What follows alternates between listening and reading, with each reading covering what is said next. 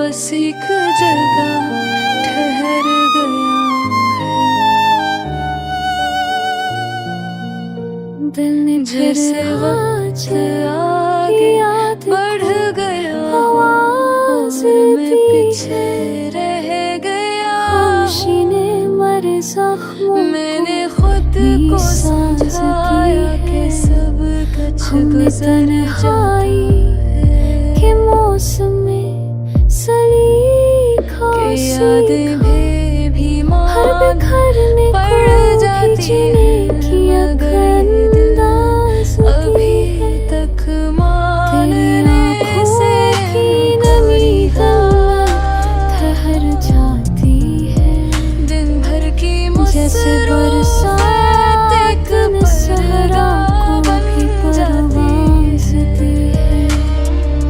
वो जो कहते थे जिसके साए भी मैं खुद को छुपा लेता हूँ, लेकिन जैसे ही तन्हाई आती है,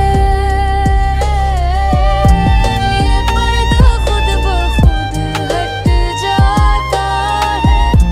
तू याद आता है किसी आदत की तरह जिसे छोड़ना आसान नहीं होता, किसी दुआ की तरह जिसे भला ना गुनाह लगता। मैंने रिश्तों को अल्फाज में नहीं बांधा, बस दिल से निभाया। शायद सबको पैदा इतनी गहरी और फसल भी अदा से को नहीं जो चला जाए अपना शकूर है से रोकना ना फरियाज़ूरी है।